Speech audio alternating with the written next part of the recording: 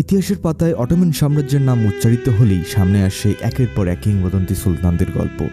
কেউ জয় করেছেন শতাব্দী প্রাচীন দুর্গ, কেউ কয়েক বছরের মধ্যেই সাম্রাজ্যের সীমানা দ্বিগুণ করেছেন, আবার কেউ গড়ে তুলেছেন এমন এক স্বর্ণযুগ যার প্রভাব আজও ইতিহাসে অমলিন।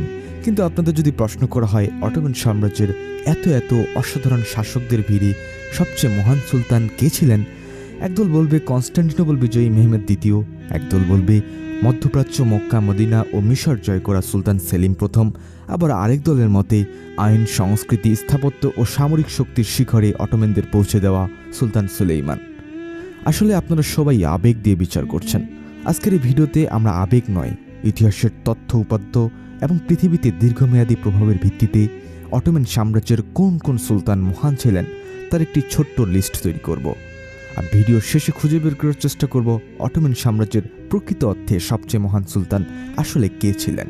তো চলুন শুরু করা যাক। আর আমাদের টিআর ভিশন চ্যানেলটিকে আপনি সাবস্ক্রাইব করে না থাকলে এখনই সাবস্ক্রাইব করে ফেলুন। অটোমান সাম্রাজ্যের সেরা সুলতানদের তালিকায় প্রথমে উঠে আসে ওসমান গাজীর নাম। এর কারণও হয়তো আপনারা বুঝে গেছেন।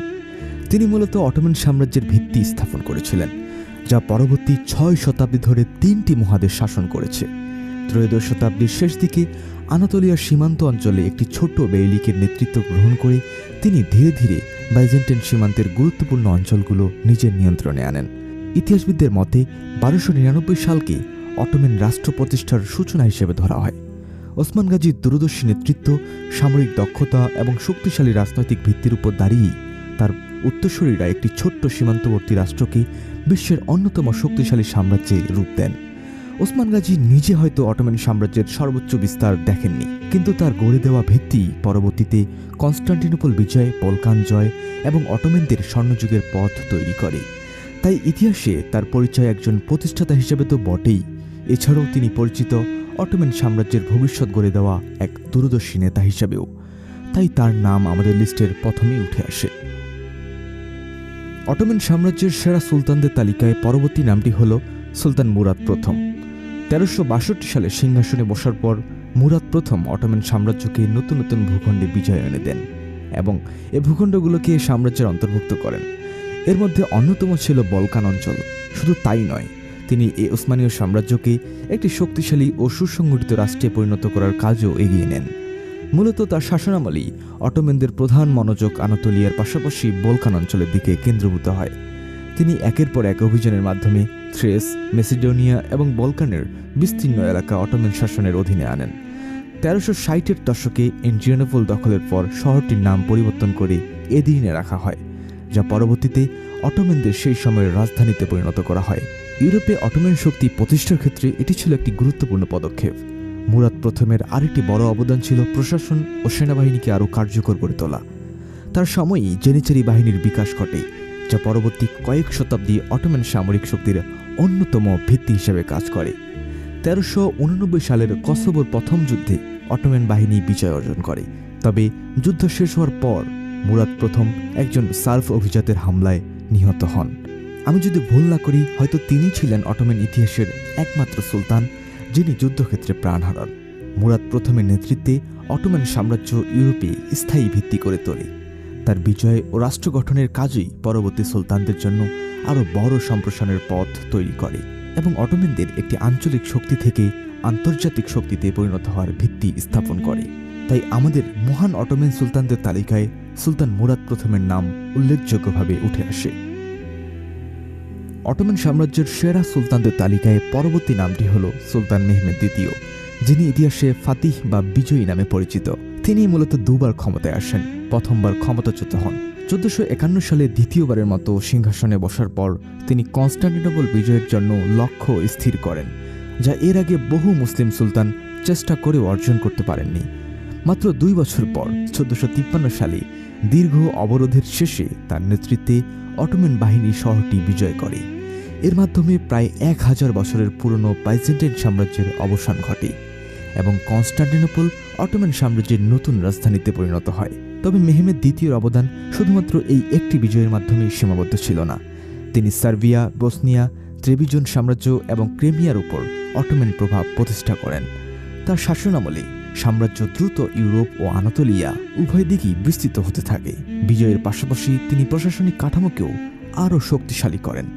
রাজধানী কনস্টান্টিনোপলকে পুনর্গঠন করেন। তিনি এটিকে বাণিজ্য, শিক্ষা ও সংস্কৃতির গুরুত্বপূর্ণ কেন্দ্রে রূপ দেন।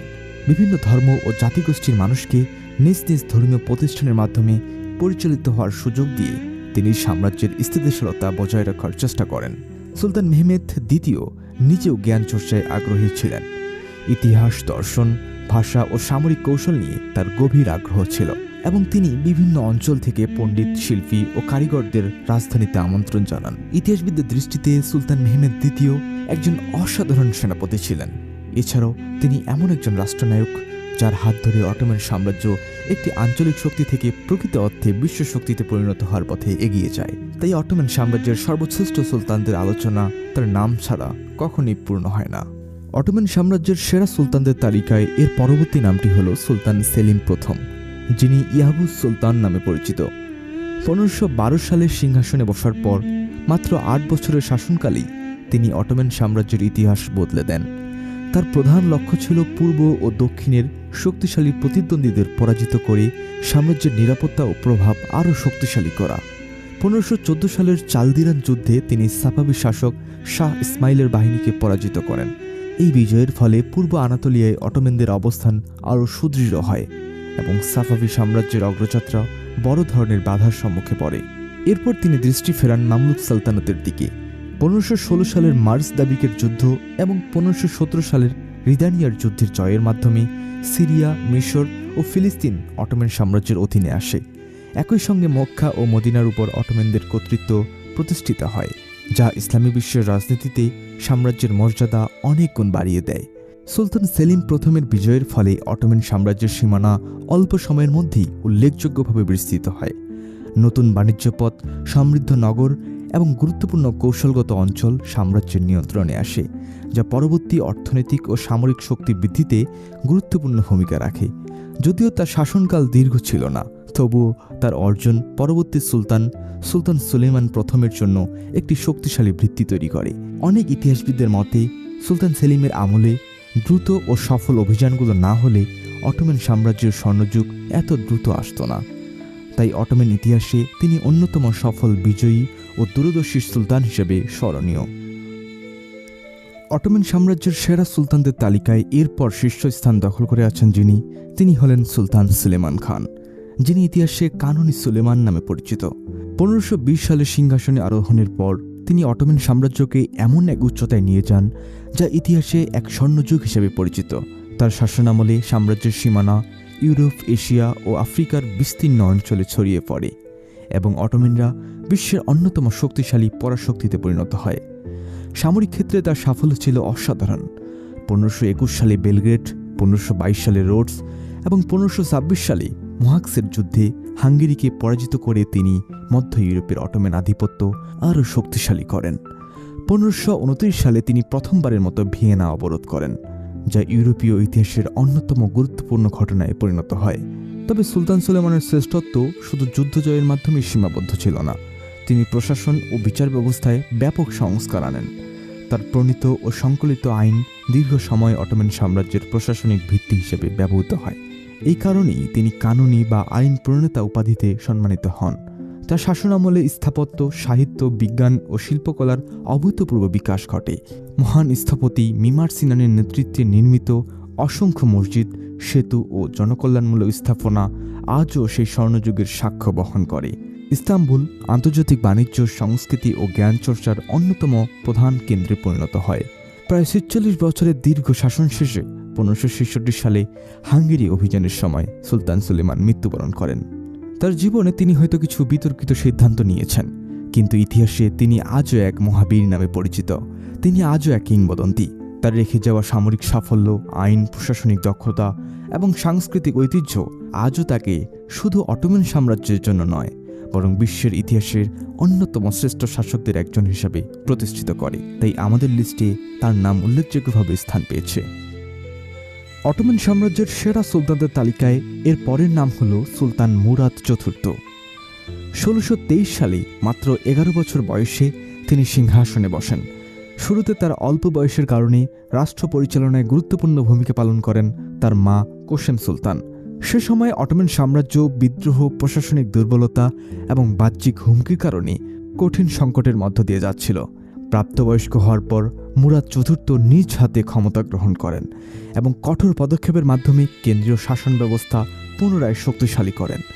বিদ্রোহ দমন, দুর্নীতিগ্রস্ত কর্মকর্তাদের বিরুদ্ধে ব্যবস্থা এবং সেনাবাহিনীতে শৃঙ্খলা ফিরিয়ে আনার মাধ্যমে তিনি রাষ্ট্রের গুরুত্বপূর্ণ নিয়ন্ত্রণ প্রতিষ্ঠা করেন। তার শাসনামলে সবচেয়ে বড় সামরিক সাফল্য ছিল ১৬৩৮ সালে সাফাভিদদের কাছ থেকে বাগদাদ পুনর্দখল করা। এই বিজয় অটোমানদের জন্য কৌশলগত ও রাজনৈতিক উভয় দিক থেকেই অত্যন্ত গুরুত্বপূর্ণ ছিল। পরবর্তীতে ১৬৩৯ সালে জুহাব চুক্তির মাধ্যমে অটোমান ও সাফাভি সাম্রাজ্যের মধ্যকার সীমান্ত অনেকাংশে স্থিতিশীল হয়, যার একটি বড় অংশ আজও তুরস্ক, ইরান ও ইরানের আধুনিক সীমান্তের ভিত্তি হিসেবে বিবেচিত হয়। মুরাদ চতুর্থ একজন কঠোর শাসক হিসেবে পরিচিত ছিলেন। আইন শৃঙ্খলা বজায় রাখতে তিনি কঠিন নীতি গ্রহণ করেছিলেন, যা তার সময়ে রাজধানী ইস্তাম্বুলে শৃঙ্খলা ফিরিয়ে আনতে অনেক সহায়তা করেছিল। যদিও তার কিছু পদক্ষেপ আজকের দৃষ্টিতে অত্যন্ত কঠোর বলে মনে হয়, তবুও সে সময় অনেকের কাছে এগুলো রাষ্ট্রকে স্থিতিশীল রাখার কার্যকর ব্যবস্থা হিসেবে বিবেচিত হয়েছিল।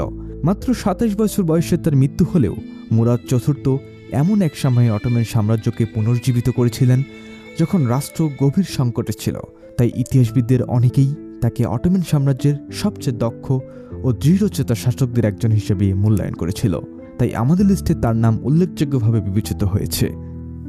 অটোমান সাম্রাজ্যের সেরা সুলতানদের তালিকায় এর পরের নাম হল সুলতান মাহমুদ দ্বিতীয়। ১৮০৮ সালে সিংহাসনে আরোহণের সময় অটোমান সাম্রাজ্য একের পর এক সামরিক পরাজয়, প্রশাসনিক দুর্বলতা এবং অভ্যন্তরীণ সংকটের মুখোমুখি ছিল।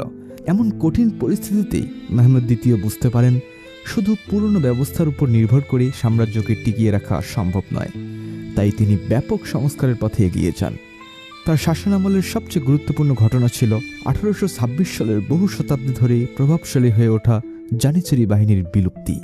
ইতিহাসে এই ঘটনাটি এমপিএস ইনসিডেন্ট নামে পরিচিত। দীর্ঘদিন ধরে জানিচারিরা সংস্কারের পথে বাধা হয়ে দাঁড়িয়েছিল। তাদের অপসারণের পর মাহমুদ দ্বিতীয় আধুনিক ধাঁচের একটি নতুন সেনাবাহিনী গড়ে তোলার কাজ শুরু করেন। সামরিক ক্ষেত্রে ও প্রশাসনে উভয় ক্ষেত্রেই তিনি বড় ধরনের পরিবর্তন আনেন। বিভিন্ন সরকারি দপ্তর পুনর্গঠন, মন্ত্রণালয় ভিত্তিক প্রশাসনিক ব্যবস্থা শক্তিশালী করা এবং প্রদেশগুলোর উপর কেন্দ্রীয় সরকারের নিয়ন্ত্রণ বাড়ানোর জন্য তিনি একাধিক পদক্ষেপ নেন। একই সঙ্গে শিক্ষা ও রাষ্ট্রীয় প্রতিষ্ঠান আধুনিকায়নের উদ্যোগও গ্রহণ করেন। তার সময়ে ইউরোপীয় ধাঁচের পোশাক ও প্রশাসনিক সংস্কারের প্রচলন শুরু হয়। যদিও এসব পরিবর্তন সবাই সহজভাবে গ্রহণ করেনি, তবে এগুলো অটোমান সাম্রাজ্যকে আধুনিক যুগের সঙ্গে খাপ খাওয়ানোর গুরুত্বপূর্ণ পদক্ষেপ ছিল। মাহমুদ দ্বিতীয় তার জীবদ্দশায় সাম্রাজ্যের সব সংকট কাটিয়ে উঠতে পারেননি, তবে তার নেওয়া সংস্কারগুলোই পরবর্তীকালে তার নির্মাণ যুগের ভিত্তি তৈরি করে এবং অটোমান রাষ্ট্রকে আধুনিকায়নের পথে এক ধাপ এগিয়ে নিয়ে যায়। সেই কারণেই ইতিহাসে তিনি একজন দূরদর্শী সংস্কারক এবং অটোমান সাম্রাজ্যের অন্যতম গুরুত্বপূর্ণ সুলতান হিসেবে স্মরণীয়। অটোমান সাম্রাজ্যের সেরা সুলতানদের তালিকায় শেষের দিকে অন্যতম গুরুত্বপূর্ণ নাম হল সুলতান দ্বিতীয় আব্দুল হামিদ। ১৮৭৬ সালে তিনি যখন সিংহাসনে বসেন, তখন অটোমান সাম্রাজ্য আর আগের সেই অপরাজেয় পরাশক্তি ছিল না। চারদিকে যুদ্ধের আশঙ্কা, ইউরোপীয় শক্তিগুলোর রাজনৈতিক চাপ, অর্থনৈতিক সংকট এবং একের পর এক প্রদেশ হারানোর বেদনা, সব মিলিয়ে সাম্রাজ্য তখন টিকে থাকার কঠিন লড়াইয়ে ব্যস্ত।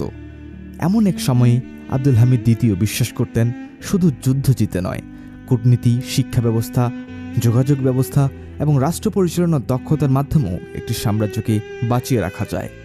তাই তিনি সামরিক শক্তির পাশাপাশি প্রশাসনিক সংস্কার, বিদ্যালয় প্রতিষ্ঠা, মেডিকেল কলেজ প্রতিষ্ঠা এবং যোগাযোগ অবকাঠামো উন্নয়নের দিকে বিশেষ গুরুত্ব দেন। তার শাসনামলেই হিজাজ রেলওয়ে নির্মাণ শুরু হয়, যা ইস্তাম্বুল থেকে মদিনার সঙ্গে যোগাযোগ স্থাপন করে। পাশাপাশি হিজাজ রেলওয়ে মুসলিম বিশ্বের একটি ঐক্যের প্রতীক হয়ে ওঠে। যদিও সেই সময়ের জটিল আন্তর্জাতিক রাজনীতি তার সামনে বড় চ্যালেঞ্জ হয়ে দাঁড়ায়, তবুও তিনি কূটনীতির মাধ্যমে বহু বছর ধরে সাম্রাজ্যের অস্তিত্ব ধরে রাখতে সক্ষম হন। আরও একটি বিষয় যা সুলতান দ্বিতীয় আব্দুল হামিদকে আজও বিশেষভাবে স্মরণীয় করে রেখেছে, তা হল ফিলিস্তিনের প্রতি তার দৃঢ় অবস্থান। ১৯ শতকের শেষ দিকে জায়নবাদী নেতা থিওডর হার্জল অটোমান সরকারের কাছে ফিলিস্তিনের ইহুদি বসতি স্থাপনের জন্য ব্যাপক অর্থনৈতিক প্রস্তাব নিয়ে আসেন।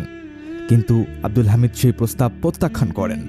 তিনি বলেন, ফিলিস্তিন অটোমান রাষ্ট্রের অংশ, তাই এটি বিক্রির বা বিদেশি কোনো রাজনৈতিক প্রকল্পের জন্য ছেড়ে দেওয়ার প্রশ্নই ওঠে না। এই সময় বলা তার একটি বিখ্যাত উক্তি ইতিহাসে প্রায়ই উদ্ধৃত হয়, যেখানে তিনি বলেন যে ফিলিস্তিনের 1 ইঞ্চি জমিও বিক্রির জন্য নয়, কারণ সেটি তার ব্যক্তিগত সম্পত্তি নয়, বরং মুসলিম উম্মাহর আমানত। এই অবস্থানের কারণেই আজও বিশ্বের বহু মানুষ তাকে এমন একজন শাসক হিসাবে স্মরণ করেন, যিনি প্রবল আন্তর্জাতিক চাপের মধ্যেও ফিলিস্তিনের প্রশ্নে নিজের অবস্থান থেকে সরে আসেননি। কিন্তু 1909 সালে ক্ষমতাচ্যুত হওয়ার পর তার জীবনের শেষ অধ্যায় ছিল নিঃসঙ্গ। যে সুলতান একসময় বিশাল সাম্রাজ্য শাসন করেছিলেন, জীবনের শেষ বছরগুলো তাকে কাটাতে হয় নজরদারির মাধ্যমে। তবুও ইতিহাসে তার নাম আজও আলোচিত হয়, কারণ অনেক ইতিহাসবিদদের মতে তার দীর্ঘ শাসন না থাকলে অটোমান সাম্রাজ্যের পতন আরও অনেক আগেই ঘটতে পারত। তাকে সংকটের সময় সাম্রাজ্যকে ধরে রাখার মহান সুলতান হিসেবে মূল্যায়ন করা হয়। অটোমান সাম্রাজ্যের শেষ যুগের ইতিহাসে দ্বিতীয় আব্দুল হামিদের ভূমিকা ছিল অত্যন্ত গভীর, আর সেই কারণেই তিনি ইতিহাসের অন্যতম স্মরণীয় সুলতান হয়ে আছেন। অটোমান সাম্রাজ্যের 6 শতাধিক বছরের ইতিহাসে অসংখ্য সুলতান এসেছেন, কিন্তু সবাই ইতিহাসে সমানভাবে স্মরণীয় হয়ে থাকতে পারেননি। কেউ একটি রাষ্ট্রের ভিত্তি করে দিয়েছেন, কেউ ইউরোপের দরজা খুলে দিয়েছেন, কেউ কনস্টান্টিনোপল জয় করে ইতিহাসের গতিপথ বদলে দিয়েছেন, কেউ সাম্রাজ্যকে তার সর্বোচ্চ শিখরে পৌঁছে দিয়েছেন, আবার কেউ পতনের মুখে দাঁড়িয়ে শেষ শক্তি দিয়ে তাকে টিকিয়ে রাখার চেষ্টা করেছেন। তাই একজনকে অন্যের চেয়ে ছোট করে দেখা হয়তো ঠিক হবে না।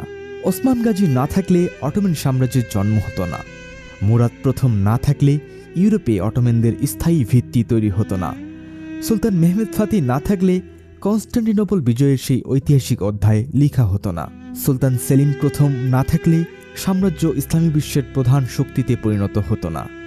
সুলতান সুলেমান না থাকলে অটোমানদের স্বর্ণযুগ হয়তো কখনই আসত না। আর মাহমুদ দ্বিতীয় ও সুলতান আব্দুল হামিদ দ্বিতীয় না থাকলে সংকটের সময়ে সাম্রাজ্য আরও দ্রুত ভেঙে পড়তে পারত। মহান হওয়ার সংজ্ঞা সবার কাছে এক নয়। কারো কাছে সর্বশ্রেষ্ঠ বিজয়ী, কারো কাছে সর্বশ্রেষ্ঠ সংস্কারক, আবার কারো কাছে সবচেয়ে দূরদর্শী শাসকই ইতিহাসের সর্বশ্রেষ্ঠ শাসক। তাই চূড়ান্ত সিদ্ধান্ত আপনাদের হাতেই। আপনার মতে অটোমান সাম্রাজ্যের সবচেয়ে মহান সুলতান কে ছিলেন? কমেন্টে অবশ্যই জানাবেন। ভিডিওটি ভালো লাগলে অবশ্যই লাইক দিন, ইতিহাসপ্রেমী বন্ধুদের সঙ্গে শেয়ার করুন এবং এমন আরও গবেষণাভিত্তিক ডকুমেন্টারি দেখতে আমাদের টিআর ভিশন চ্যানেলটিকে সাবস্ক্রাইব করে পাশে থাকুন।